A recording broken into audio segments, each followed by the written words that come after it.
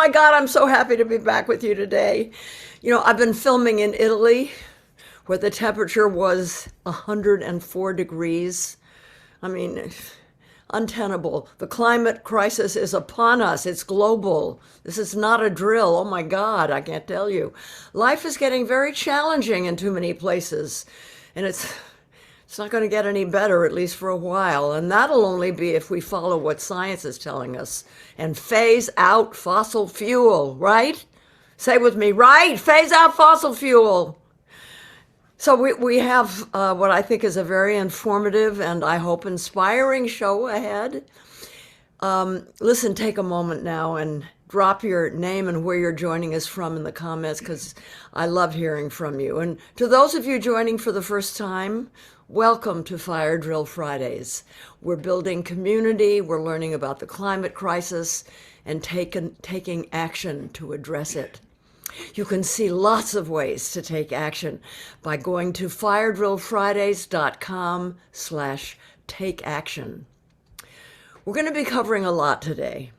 First, we're going to discuss the real-life impacts of the Supreme Court's decision in West Virginia versus the EPA with Dr. Mustafa Santiago Ali. Then we'll be joined by a lead Greenpeace Oceans campaigner to discuss what could be the final negotiations for a new global treaty for the oceans, a global oceans treaty. Before we get into it, shall we have some good news? I think we need some good news, okay? I'm a little rusty in the xylophone department. If anyone's joining from Australia, a big congratulations. It's a huge win you've had for the unique Tasmanian rainforest. The Bob Brown Foundation, a Tasmanian non-governmental organization which promotes the protection of the state's wild and natural places, is celebrating a win after taking legal action to prevent a mining waste dam, that collects the runoff tailings from a toxic mine in an ancient pocket of Tasmania's Tarkine rainforest.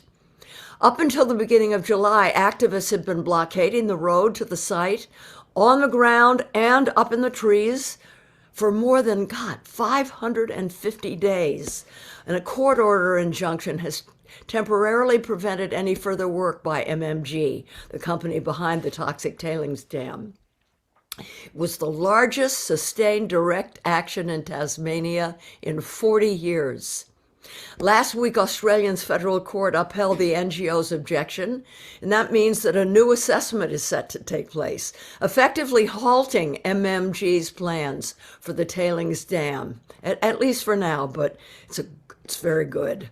Here's another one. Dig this. In the UK, energy bills are going to be dropping next year thanks to the record-breaking investment in renewables.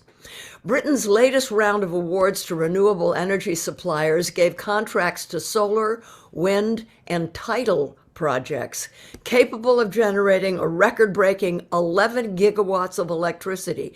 Now, that's enough to power around 12 million UK homes at once. It's the equivalent of 6 gas-fired power stations. Wow, a renewable energy future is definitely possible.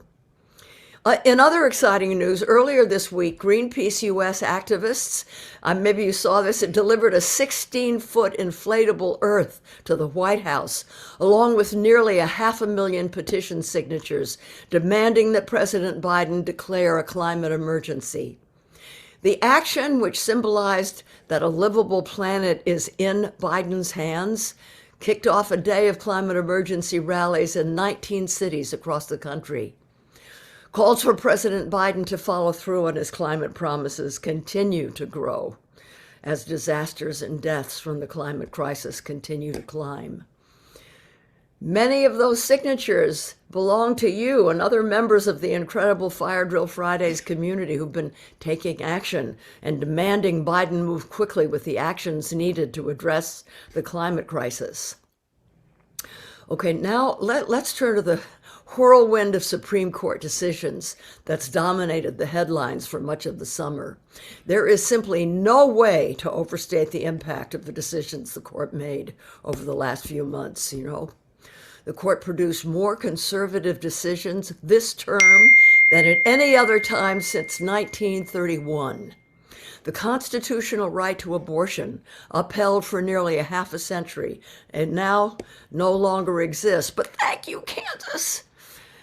There are other rulings on union organizing, separation of church and state, voting rights, and the environment risk further dismantling the norms and institutions of democracy, including our ability to use the levers of government to save ourselves and the planet.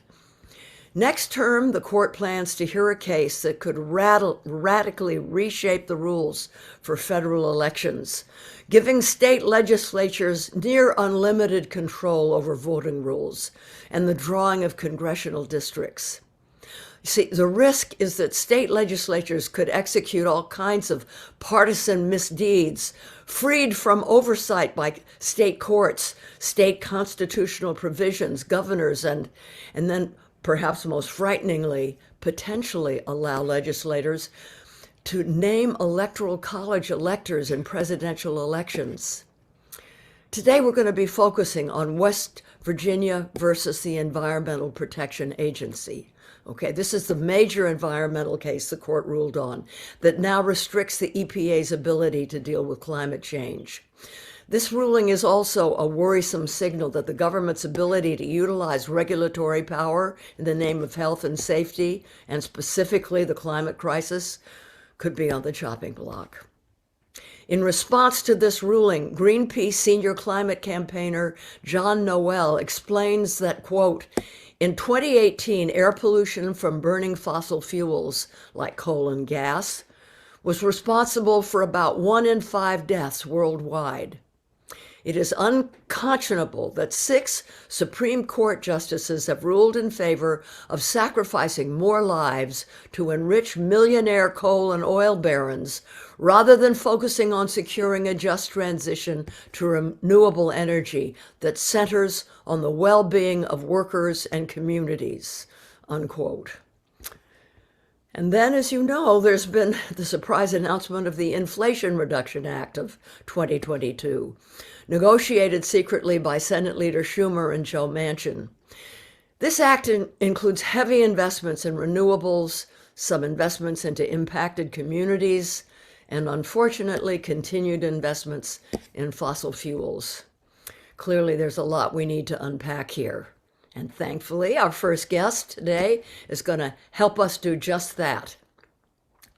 Dr. Mustafa Santiago Ali is the Executive Vice President of Environmental Justice, Climate and Community Revitalization for the National Wildlife Federation, Interim Chief of Programs at the Union of Concerned Scientists, Instructor at American University, and the founder and CEO of Revitalization Strategies. Before joining National Wildlife Federation, Mustafa was the Senior Vice President for the Hip Hop Caucus, which is a national nonprofit and nonpartisan organization that connects the hip-hop community to the civic process. Welcome to Fire Drill Fridays, Mustafa. It's so wonderful to have you join us. Thank you, Jane. It's an honor to be here with you. Listen, Mustafa, I'd like to start off by hearing from you how you got involved in this work, particularly environmental justice. You got to go way back to my grandfather and my father, my mother and my grandmother. My grandfather was a coal miner, but he was also an organizer. So he focused on civil rights issues and workers' rights issues. And as a young boy, I used to sit at his knee as men would come from all around the counties to begin to think critically about how they improve worker conditions and try to protect their lives because people are dying in the mines. And then my father also was a union man, and I had lots of opportunity to learn from him about the importance of organizing, of strategizing, and also utilizing the power of our vote. So when I was 16, I began to work on social justice issues, and I was blessed as a student to be able to help be one of the founding members of the Office of Environmental Justice at EPA. Wow. All right. No wonder you're doing what you're doing. Tell me, how has the relationship between environmental justice and the movement at large changed since you started? Well, we have to have real talk. And real talk was that many communities of color, African American communities, Latinx communities, Asian and Pacific Islander communities, indigenous brothers and sisters, and even lower wealth white communities didn't have a seat at the table in the broader environmental movement. So the environmental justice movement came into being because folks wanted to put a spotlight on the injustices that were happening in their communities, the lives that were being lost, the lives that were being shortened, the disinvestments that were happening inside of our communities. And at the first People of Color Summit in 1991, people came together and created the 17 principles of environmental justice, the first being honoring Mother Earth. I always think about that, how different our policies would be, how healthier our communities and our planet would be if we actually honored Mother Earth. So all of that energy and innovation from all of those different early leaders created the environmental justice movement to give voice to those who are disproportionately impacted from pollution and a number of other social ills. And what an impact it's all had.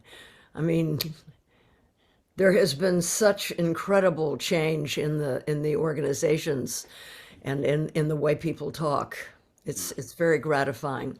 What do you think of the Inflation Reduction Act of 2022? How do you hold the good and the bad in it?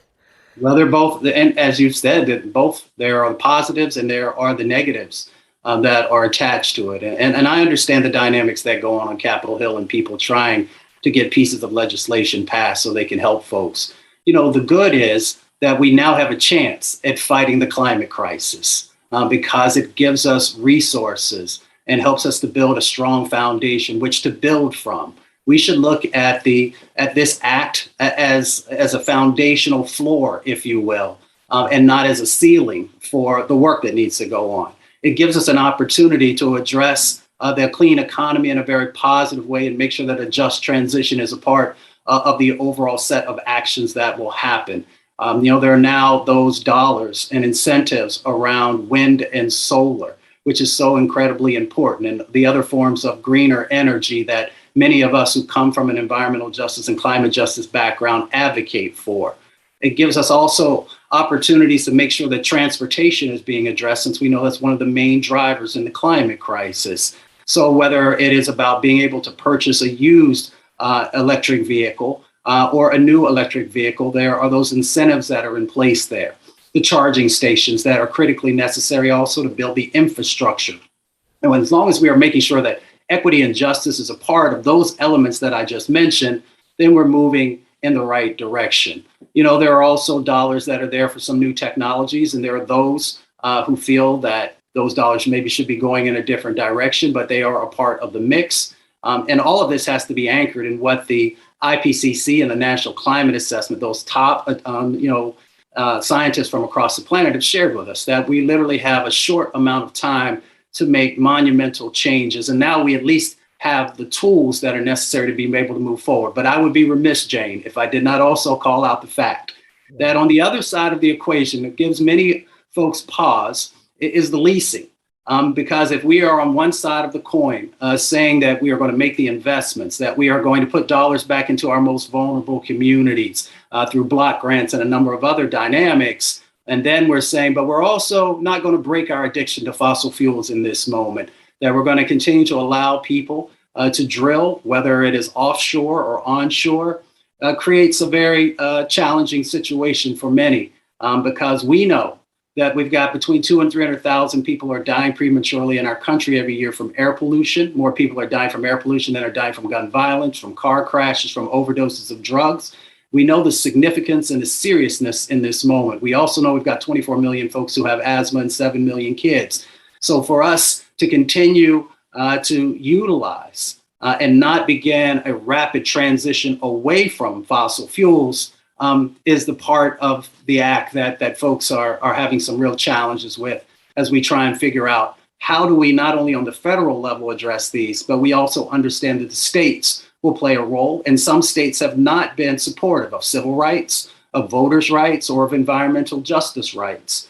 So we've got to be able to think critically about each and every one of these elements. Right, I agree with everything you've said, and God knows it's important to get those charging stations and work on the grid so that we actually can implement a green future. But what can we do about the leasing and the drilling permits that are going to go forward now?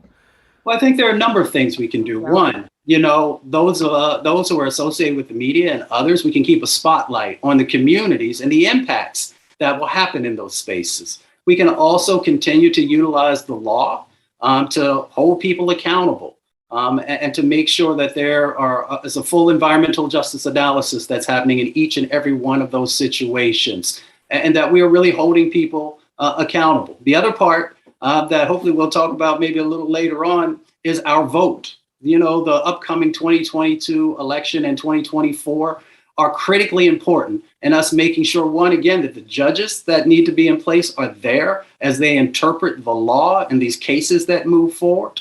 And that we are also making sure that there are individuals, not just on the federal level, but also on the state and the county and the local level, who care about addressing the climate crisis, who care about addressing environmental injustices or environmental racism that continues to go on, and who will also make sure that we continue to build out the suite of resources and tools and get them into the hands, especially of those who've been unseen and unheard and disinvested in, so that we can make sure that we are making as much progress as quickly as we can. We have power unless we give it away. That's something that my grandmother taught me as a young boy. We often just give up and give our power away and expect somebody else to save us. We have to play an active role together through collaborative partnerships to make real change happen, and we can do it. Yeah, oh God, I'm so glad you raised the issue of voting. It's been so hard to get this good legislation that is the Build Back Better bill and ending subsidies and all these things, to get them through, because the fossil fuel industry has such a stranglehold on our government. And, I have a singular focus on trying to get rid of the elected officials. And there's Democrats and not just Republicans. Moderate Democrats have been playing a bad role in stopping this good legislation. Why? Because they take money from the fossil fuel industry. We have to get those out and replace them with climate champions. And as you mentioned, it has to be up and down ticket all the way to the most local levels. Yeah, Jane, it's really interesting because I've worked in over 1,000 communities across our country and a few outside. And the one thing that I always share with folks in relationship to voting is, one, yes, we got to make sure that we're voting. But sometimes people will say, well, I'm just disenchanted with the process and I don't see anyone who represents my views. And what I share with folks is that if you can't find someone who cares about your community, who's willing to stand up and do the right things, then you should run for office yourself. It doesn't matter if you're 18 or 19, depending on what the office is and what the age limit is, or if you're 95. Everyone who is a man and woman of good conscience has a responsibility to not only engage in the civic process, but to also use your ideas and step out there to make sure that we have a very deep bench of individuals who really care, who can't be bought off. So once again, we have power. We have power to run for office ourselves. We have power to support folks who are running for office, and we have power to utilize our dollars in a way that helps to move things forward in a positive direction and is not playing a role in the destruction of our communities or our planet. Right on. At Fire Drill Friday, we're part of a movement that's been all year demanding that President Biden declare a climate emergency. How do you think this action would help address the climate crisis? Well, we actually share emergencies for a number of other really important issues. We turn the TV on and we see the president or others who will bring forward that this is the significance of whatever that particular item is, raises to that level. He has to actually share that this is an international emergency, but of course we only have control over what happens in our country. And what it does is it puts a spotlight on the issue in a greater way. It helps us to also be able to utilize additional resources. There are a number of different things that come into play. I'm thankful for what the president and others are doing around the Inflation Reduction Act. But there are more things that are needed because we are literally dealing with a crisis in this moment. And that requires all hands on deck, all tools that we have at our disposal, and new things that have to be designed, using the military and other types of ways to also play a role. It is just one example of the things that the president can continue to do to help to, rebuild some of the infrastructure that's necessary. The new sort of pieces that are important. I was on doing something with someone the other day, and we were talking about, air conditioning and how folks had no idea that we've got over 30 million people in our country who don't have access to air conditioning. Of course, there are many others who can't afford to use it. So we have all these additional tools that, if the president decides to do that, will bring into this already suite of tools that he's moving forward on. Thank you for that answer. Thank you. Standing up against the Supreme Court and policy decisions, it seems overwhelming, doesn't it? And what are the most effective ways do you think people can get involved and take action in this moment? Well, one is to continue to get educated, to continue to also plug in with frontline organizations and others who are doing the work. Also be very, very mindful of how and where you're utilizing your dollars. I was blessed to be a part of the Divest Invest movement and seeing all these amazing young people on their college campuses and in other locations that, began to push and demand accountability in that space. And even though we've got a long way to go, we've now got trillions of dollars that have been divested. So we've got opportunities there. The other part of it is getting engaged in the civic process. So we've got all of these different ways that we can play a role, we can get engaged. And I often remind folks, you walk around every day with a computer, either in your purse or your pocket, being your phone, and begin to create your own messaging about how you're feeling, what you're thinking, the accountability that you want to see happen. And you can build with others. So getting engaged with those who are already doing the work, utilizing your dollars, getting engaged in the civic process, and then remembering also that things are not lost, that we actually have power, that we can make change happen. And we see it. We see it so many times, Jane, in things that people say, well, change will never happen. They said women would never get the right to vote. And even though we still got a long way to go, we know that is no longer the case, but we still have to defend those rights. We had the civil rights movement to get some rights for African-American brothers and sisters. The early environmental movement, they said we'd never get the landmark pieces of legislation that are in place. This is our lunch counter moment now. This is our time to stand up, to push back, but to also think critically and to build authentic collaborative partnerships. If we do that, if Black brothers and sisters and white brothers and sisters, Asian, Latinx, Indigenous, the LGBTQIA community, if we all come together, that scares people because they know we're going to demand authenticity, that we're going to demand change, and that we are going to push and stay in the fight until that happens. That's the beauty of this moment. The Supreme Court can do some of the things that they did, but they cannot stop us from making real change happen and from staying engaged in this long but much needed and winnable fight. Beautiful. Thank you, Mustafa. Thank you so much for your beautiful words and for joining us, sharing your insights and giving us clarity on these issues. Thank you. We've got a lot of work ahead of us. Thank you. And you can find out more ways to take action by going to firedrillfridays.com/takeaction.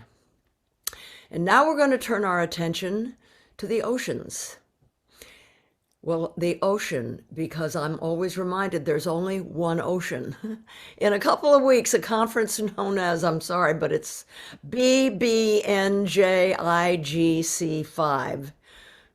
I'm going to give you a quiz later, will take place at the United Nations headquarters in New York City. This conference could potentially be the final negotiations for a new global ocean treaty. And oh boy, that is a big deal because the science is clear. We urgently need to create ocean sanctuaries across a third of the planet to provide a safe space for wildlife to recover and to help tackle the climate crisis.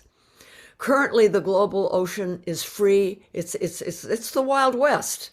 It's a total free-for-all without rules. There's no rules to protect key marine species like sharks. Sharks are going extinct at unprecedented rates, and it's not just sharks. Vital marine habitats are being destroyed, coral reefs are being destroyed, and it's not just marine life.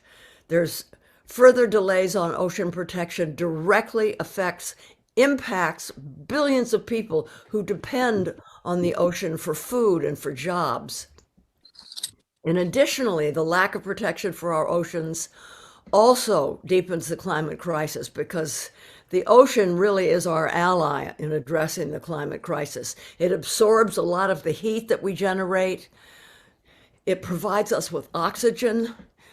It does so much for us, so we have to see it as our friend and protect it. Failure to agree on a strong global ocean treaty this year would make it almost impossible to protect our oceans within the time frame that we need. Even the best managed fisheries are destroying the ocean at an unprecedented rate. And many governments simply turn a blind eye on the industries that are threatening their future. But the solution is right in front of us. Secure a global ocean treaty at the United Nations. See, this would allow us to create a coherent, robust, and properly protected network of ocean sanctuaries, covering 30% of this blue planet. While political leaders have committed to protecting the oceans on paper, the shocking reality at sea reveals their true priority. The time for empty words is over. We need to get ocean protection done now. And so it is a real pleasure to welcome Greenpeace Oceans campaigner Arlo Hemphill to discuss what will hopefully be final negotiations for a new global ocean treaty. Arlo is an ocean project lead with Greenpeace US. He represents Greenpeace in the Global Greenpeace Protect the Oceans campaign, dedicated to winning this UN Global Ocean Treaty for the protection of biodiversity in international waters and a global network of ocean sanctuaries to encompass 30% of the world's oceans by 2030. We call it the 30 by 30 Global Ocean Treaty. A marine biologist, explorer, and conservationist, Arlo has been working at the confluence of ocean science, policy, and communication for over 20 years, representing organizations such as Conservation International, Stanford University, and the Mid-Atlantic Regional Council on the Ocean. Welcome, Arlo, and thanks so much for being here. I'm so grateful. Thank you so much, Jane. It's really a pleasure to be here. Thanks for having me. Good to see you. You've been fighting for the oceans for a long time, and you've seen a lot of changes, for better and for worse. How are things looking overall for the ocean, in your opinion? It is a mixed bag, and there are some good things that have happened and are happening. For instance, over the past couple decades, we've seen a rebound in some species of sea turtles. We've seen a rebound in some species of whales, where others are still doing bad.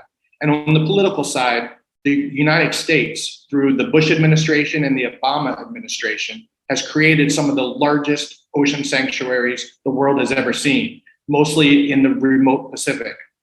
But the overall trends in the ocean are not looking good. Coral reefs are dying and declining worldwide. Over the past 50 years, we have fished out the majority of large fishes, including sharks, as you mentioned, which are absolutely integral to maintaining a balanced ecosystem in the ocean. And the waters are getting warmer and more acidic everywhere. So basically where we are right now is we're on a precipice. We know that ocean sanctuaries, when fully protected and left alone, that nature rebounds. We've proven that, and that's good news. But we're at a point now that is so critical and the oceans are so at edge that what we do now over the next 10 years between now and 2030 will define the future of humanity and the ocean alike, whether this remains a livable planet for our species. Wow. Some people, by the way, Arlo, it's not 10 years anymore. It's 8. Yeah. 7 years.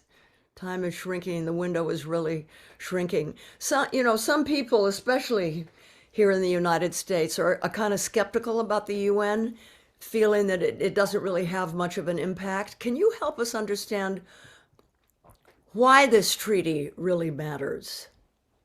Sure. I do want to point out that not everyone in the world has the same view as the UN. The people from the global south view it as a place where they have a voice, where they're able to sit alongside powerful countries such as the United States and China and have an equal say. And I think that when Americans have hesitation towards the UN, it's over the issue of sovereignty. They're worried about a large intergovernmental organization having a say in what we do in our own country. I want to be really clear that this Global Ocean Treaty is not that. It is not designed to tell the United States what it does in its own waters, and it will not do that. What it's designed to do is to create a legal framework in the waters of the world that don't belong to anyone in particular, but to all of us. And believe it or not, that's almost half of the planet. Half of the planet belongs to no country and all countries at once. And the problem with that is that right now, everyone's out there doing pretty much whatever they want. There's very few regulations when it comes to wildlife and ecosystems. There are rules governing military, allowing military to pass through, and for shipping, there's rules for cable laying. And right now, they're even creating rules for deep sea mining to begin. They were just doing this last week in Kingston, Jamaica. But there are no rules for creating ocean sanctuaries, for protecting whales, for protecting sharks and sea turtles. And so the idea of this treaty is that it would create that framework. The countries of the world would get together and agree on a mechanism that would allow you to say, hey, this spot out there in the middle of the ocean is super important for deep sea corals, or it's super important for where great white sharks go for half of the year. There is a place called the Great White Cafe in the middle of the Pacific that scientists know that great whites go there. Right now, if any place in international waters, we cannot do what we do on our land, like creating Yellowstone, or the marine sanctuaries like the one we've created in Monterey Bay. There's no way to do that. And this treaty would allow that to happen. It feels like a bit of an oxymoron to say we're creating sanctuaries while at the same time in Jamaica they're negotiating whatever they're doing to enable deep sea mining. So could there be a sanctuary and deep sea mining happening in the same area? Yes. We hope that we don't get to that point. Greenpeace is doing everything we can to stop deep sea mining from launching commercially. We probably have 1 year, because we have 1 year left until something called the 2-year rule triggers a finalization of the rulemaking for deep sea mining and would allow it to commercially stop. So Greenpeace is working with a coalition of partners to basically see that that doesn't happen, hopefully through a global moratorium. But it is completely ironic that industry has its say. There's a mechanism for industry having rules, but so far there is no mechanism like this treaty would do to allow rules for protecting ocean life. Great. So how is the U.S. government showing up on these negotiations? Are they leaders or part of the problem? So next week, the High Seas Alliance, which is the group of civil society organizations like Greenpeace that are working together for the Global Ocean Treaty, is going to launch a new tool on their website called the Ambition Tracker, which everyone can go on through the High Seas Alliance website and see how each country is doing in terms of their position on the Global Ocean Treaty. I will give you a preview for the United States since you asked. Everyone is ranked as low ambition, high ambition, or middle of the road. And we have ranked the United States as middle of the road. They're neither bad nor really good right now. I have to say that this is a great improvement from where the United States was under the Trump administration, at which time we would have classified them as low ambition. There are officials in the State Department who were really heroes in a way, because they prevented this treaty from getting high-level attention from the Trump administration, who was otherwise pulling out of the Paris Agreement and every other multilateral agreement. And these officials did their best to kind of hide it from view. But at the same time, they couldn't take positions in the treaty that they were not authorized to give. So the US was kind of a blocker country, is what we call it. They were slowing down the process and making it more difficult to negotiate. Now under the Biden administration, we have seen a drastic improvement. They've greatly improved. And we're really excited to see the changes, but it's still not far enough. They're still not being the leaders that we want them to be in a few key areas. Yeah, so we all have to really show up. What are you planning for New York City this month?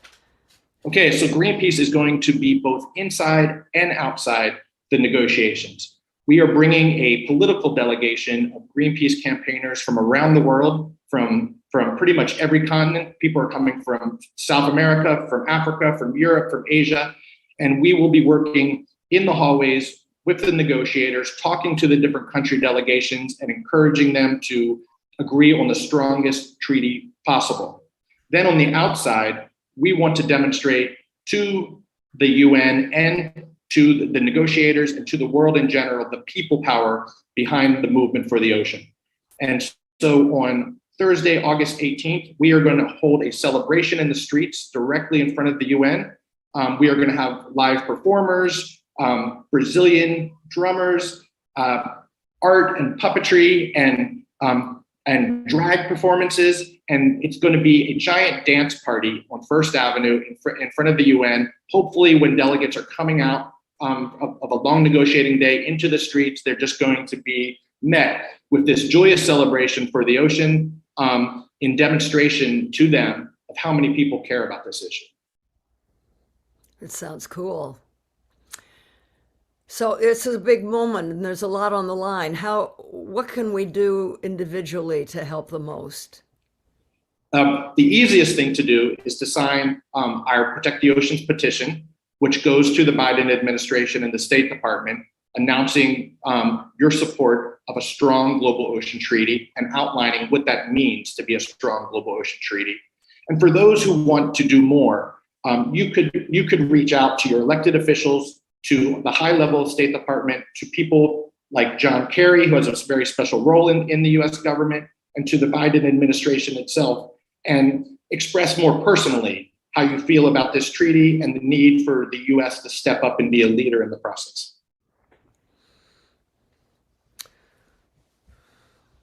Great. Sounds good. Hey, Arlo, should we take a minute to visit the Greenpeace warehouse to hear the Greenpeace special report from the actions team about an upcoming event that will be taking place in support of the new global treaty? You want to do that? Big Beck has a special message for us, yes. Here we go. Hi everyone, I'm Beck and I'm with Greenpeace Actions. I am so excited to be here to tell you about our Protect the Oceans rally on August 18th in New York City. We're here today to tell you to come join us. We are going to be hosting frontline leaders from all over the world to tell us about different solutions for our ocean's climate crisis. Not just that, we've got iconic drag artists from New York City and Brazil, as well as the local New York City Brazilian Batalá drum group. Not just that, we have the eco rapper Hilla the Killa coming to perform the Oceans Treaty Anthem. Do you need a ride? Because we have our Protect the Oceans bus traveling throughout Manhattan to pick up you and your friends in your fishiest drag to bring you to our rally. If you can't make it that day, that's okay, because we're gonna live stream our entire event, and you can also take action online. So you'll see a QR code or a link here in this video to go ahead and join us. So please go ahead and click that link. It's been a real difficult few years for a lot of us. Our environment's under attack. Our rights are under attack. And for a lot of us, our bodies are under attack. So what we need to do is to come together to create transformative power. And we're asking you to join us. I'll see you there, August 18th, 2 p.m. in New York City. Go ahead and click the link. Let's create some power together.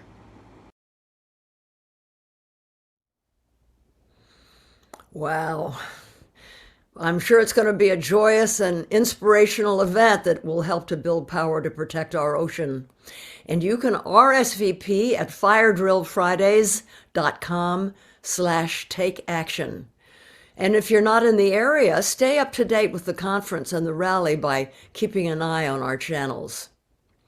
Arlo, thank you so much for joining us today and sharing your incredible wealth of knowledge, and thank you for your commitment to our oceans.